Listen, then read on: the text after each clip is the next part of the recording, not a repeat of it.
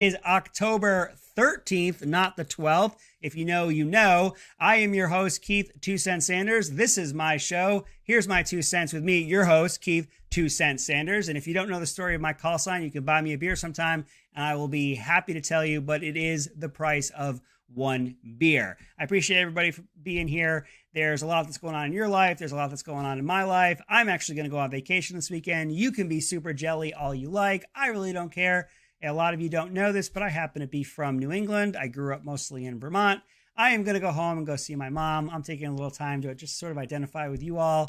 If you've ever been to Vermont, I'd love to hear from you. If you've never been there, it is absolutely gorgeous. Of course, it's a super liberal state, but it's also very beautiful. And my mother happens to live there. So my family and I are going to go up there, and I'll tell you all about it. I'll probably make a couple of TikToks. Oh, by the way, you can find me on TikTok at 2cent_KSJ. I had to make a new account because they hate me, mostly because I'm just too good looking and I'm way too smart for all of them. You can find me on the Twitter as well at 2cent_KSJ. Just look for 2 cent at 2cent_KSJ. You'll find me. I'm everywhere. I love seeing everyone here. Somebody's telling me that they're up north and they're freezing. Yes, we are going to freeze when we head up there. We were actually doing some packing, and my daughter's real one long sleeve shirt. We don't own any long sleeve shirts, and this is from a kid who grew up in Vermont. I found a couple of long sleeve shirts, and I have at least one jacket. So I was actually a little bit prepared. My wife is trying to put her life together so she can make the trip up there as well. But we are super excited. Been skiing in Vermont. I used to be a ski instructor in Vermont, Killington and Okemo.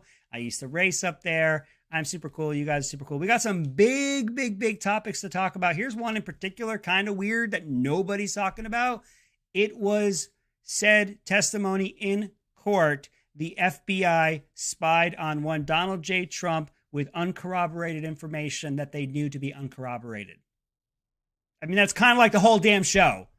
And I have no idea why nobody's talking about it. I saw one article per Fox News and one article on CNN. So you kind of expect that from CNN. And I don't know why Fox News didn't lose their ever-loving minds about it, because we had, and I'm going to go more into this, but we had a lot of people investigating this, and you would think that they asked one question: has this information been corroborated? But we'll get into that in a moment. I don't want to digest. We have a mystery illness.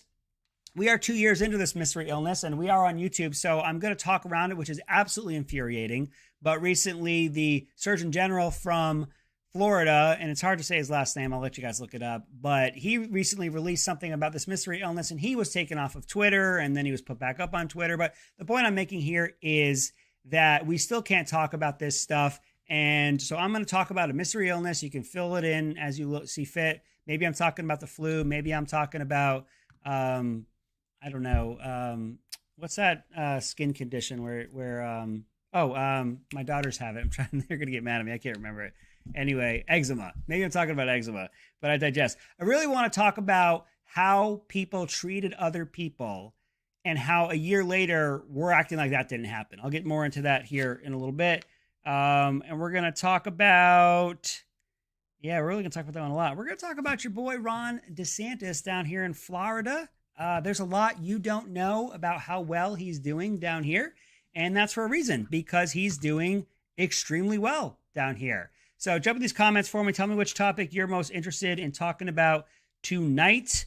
And please be sure to share, like, comment, do all the fun things that get this message out there. But if I'm only talking with the 10, 11 folks that are here tonight, I'm more than happy to talk with you all. But my man, Juan, will be taking this show, and he'll be getting it out to everyone. And we always appreciate Juan. And again, I always like to make a point to talk about Juan, because he's building us an empire over here.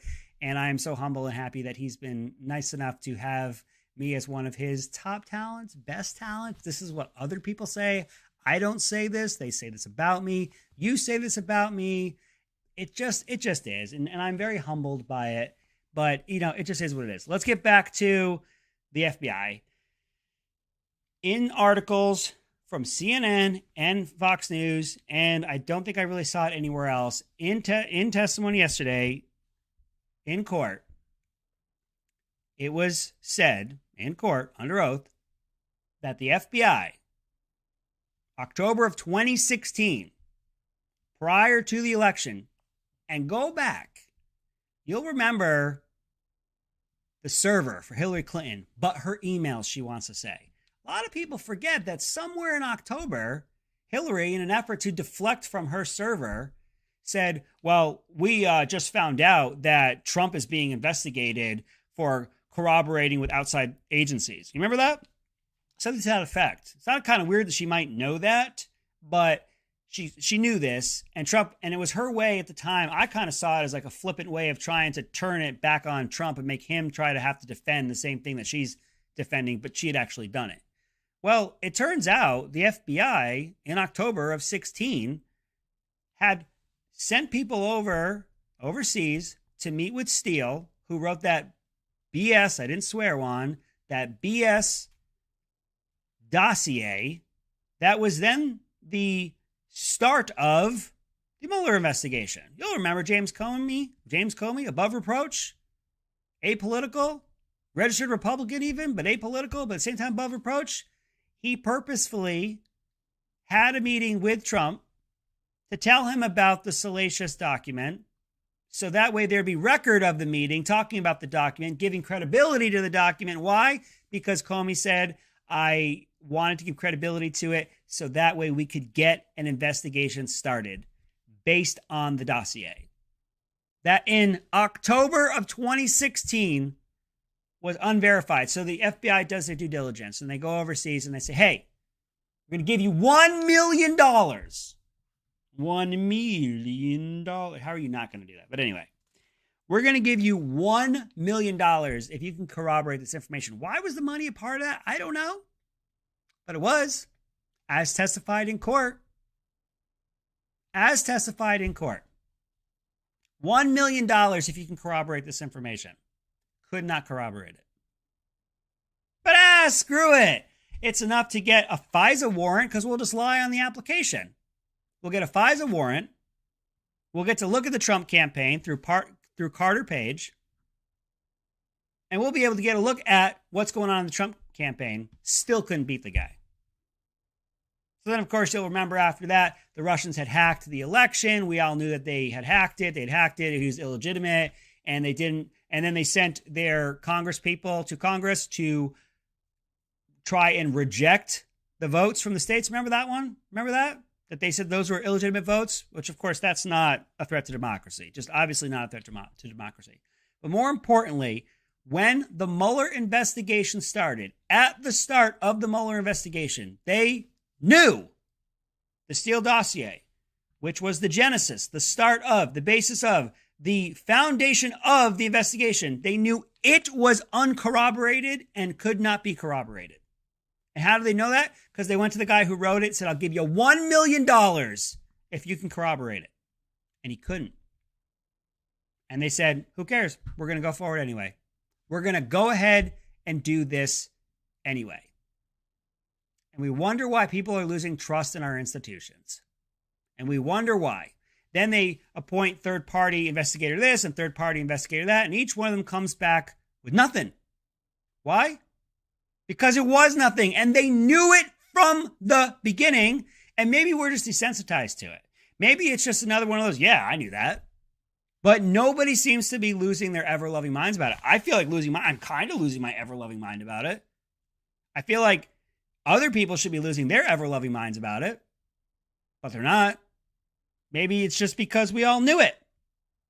I kind of find it a little shocking that we offer this guy $1 million. Where's that money come from? Every time they do this with this like stupid amounts of money, why can't they just say like 10% off of it? Like $900,000 to this guy gets the same message across, right? Hey, dude, I got $900,000 for you. Actually, kind of sounds like a lot. Like that's a lot, right? Bro, come here. I got $900,000 for you. You corroborate this. But here's the thing. I'm going to charge them $1 million, and I'm going to give $100,000 to your boy. Every time that they do something crazy with this money, $1 million here, $1 billion here, just take 10% off of it. 10% off of these stupid numbers is not going to be felt by anybody else. But you send the 10% to your boy. Screw it. You guys can give $1 million to every fake freaking spy out there. I don't care. Just keep sending your boy some money. Am I crazy? I don't know if I'm crazy. I got Celia telling me here that nobody's shocked by this because we just all knew it. Seems a little unfair that because folks have been lied to so much, and it always goes back to what's the difference between a conspiracy theory and the truth, about 6 months, that we all maybe just got tired of going, told you so.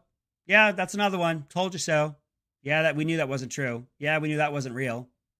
Told you so. Is that where we are? Am I on an island here? I feel like I'm on an island here. I didn't hear anybody else talking about this today. I didn't see any TikToks about it. I didn't see any tweets about it. Hell, I don't even think I saw Trump jump on Truth Social. I don't know. Everybody's going, yeah, the FBI did it. Yeah, under oath. They definitely did it. Yeah, they definitely knew it was uncorroborated. Why am I the only one drawing this line? Is this line not here? The FBI knew it was uncorroborated, knew it could not be corroborated, used it to start the Mueller investigation. When the Mueller investigation started, they knew. I'm just a broken record here. Why? I feel like I'm just screaming at the air. I'm feeling crazy. Maybe this is the whole point. I really think this is the whole point. They just want us to just give up, to just say, I know, and there's nothing I can do about it. I'm screaming and yelling. My boy's on here. He's screaming and yelling. Nobody's listening. Nobody cares. It's disheartening, man. It really is. It's just disheartening that this institution has lost all credibility. You'll remember they put in Christopher Wray. Christopher Wray is a Trump appointee.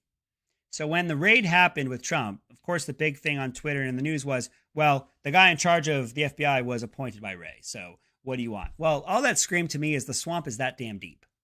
It is that damn deep. Christopher Wray was supposed to go in there and, in my opinion, clean up the FBI. And rather, what I think he's done since he's gotten to the FBI is try to, I'll give him the benefit of the doubt, he tries to reinstate the respect of the FBI. But I think the tactics he's using, ironically, are causing people to further lose respect for the FBI. Rather than come forward and say, the Mueller investigation is based off of the Steele dossier. We knew as of October the Steele dossier was uncorroborated and we could not corroborate it. It is the start, foundation, everything of this investigation. Because we know that it can't be verified, we're done with the investigation. Boom, clear, done. You're not talking about an investigation, its ways and means and assets and the like. We know that the document that started this investigation is false. We're done with the investigation. That would have been nice if Christopher Wray had done that. That could have brought back some respect to the FBI. But I think his efforts have been to keep us from seeing what the FBI has been doing. Maybe I'm crazy here. It feels like he doesn't want us to peek behind the curtain because we'll see how awful it is back there and continue to lose respect for the FBI, when I think sunlight is the best medicine possible. Shine all the light on us. Let us see the corruption. Tell the American people what you've done to clean it up. We've gotten rid of this department head. We've gotten rid of that department head. We have training in for this. We're holding people accountable. We're finding the corruption. We're rooting it out. We need to reinstate the trust and get your trust back in us. And they're not doing that. They're just saying, don't look behind the curtain. Everything's fine. Don't look behind the curtain. All right, I want to get to another one. Sometimes I find that I don't have enough time to talk about everything.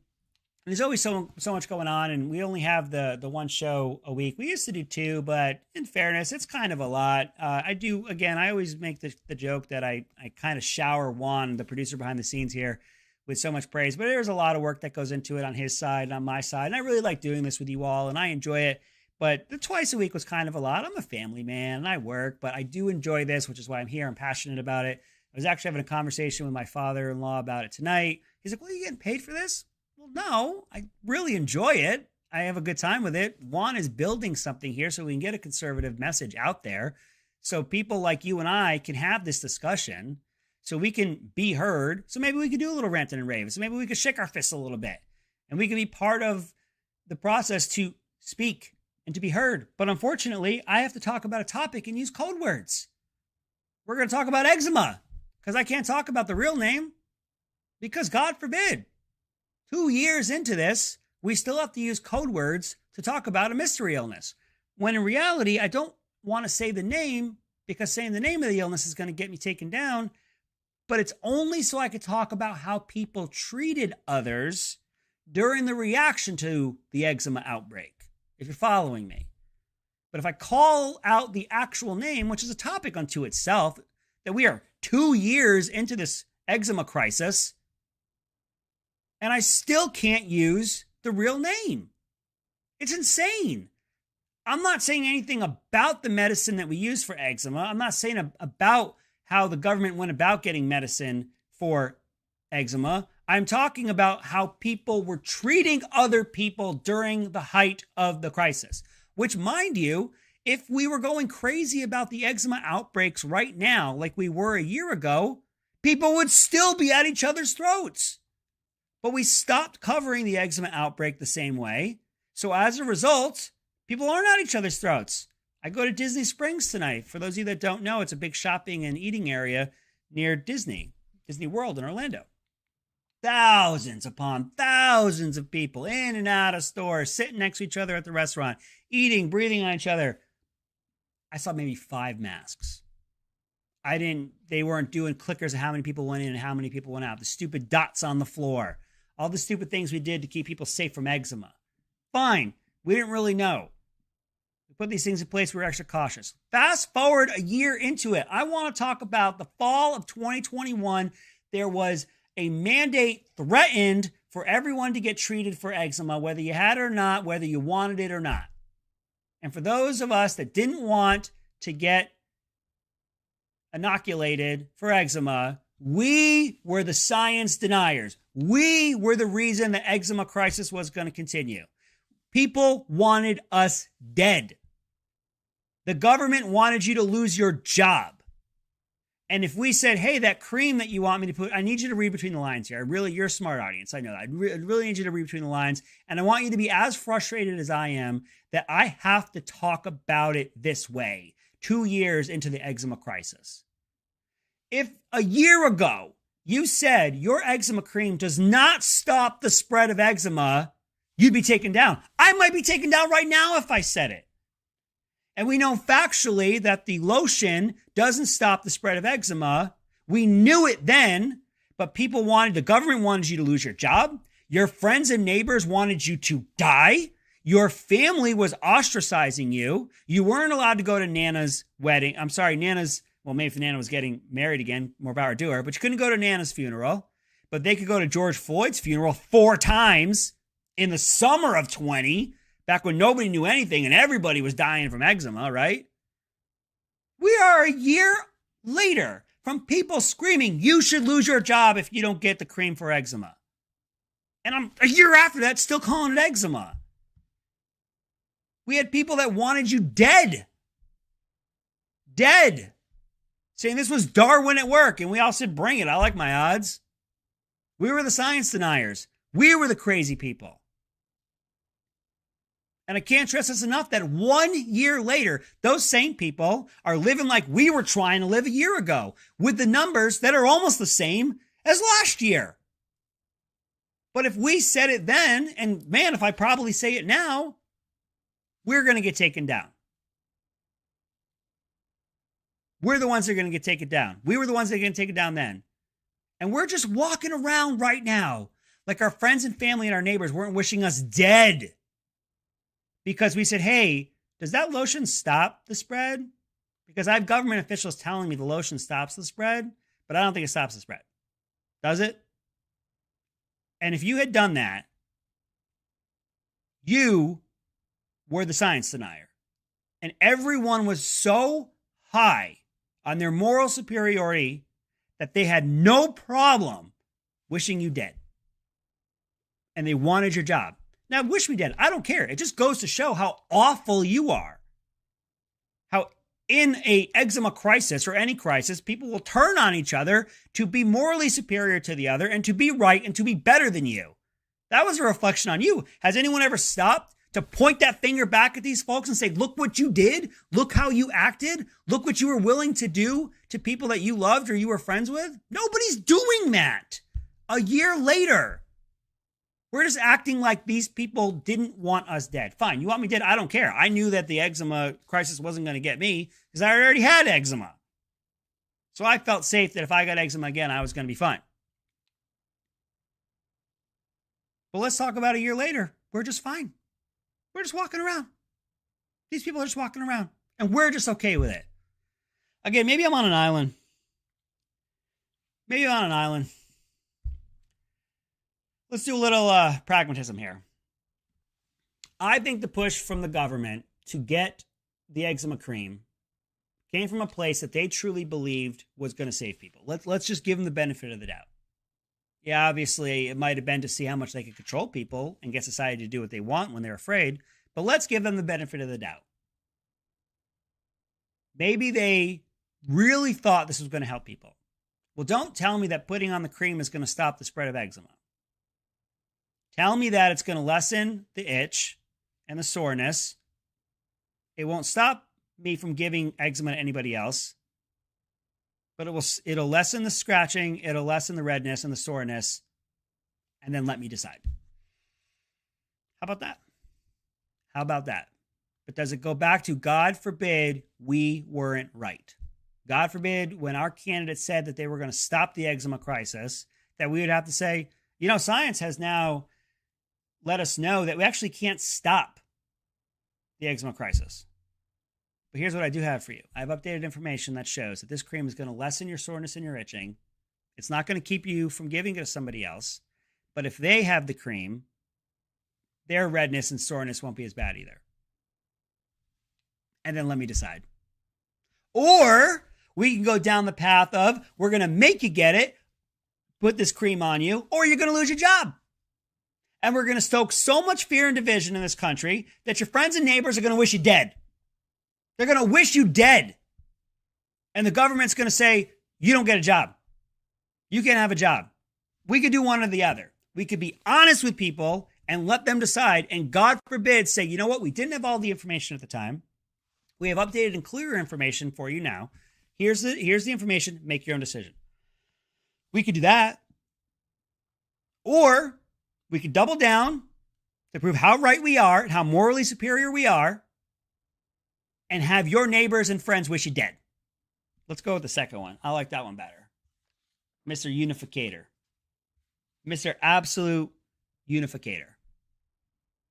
And a year later, we're acting like that didn't happen.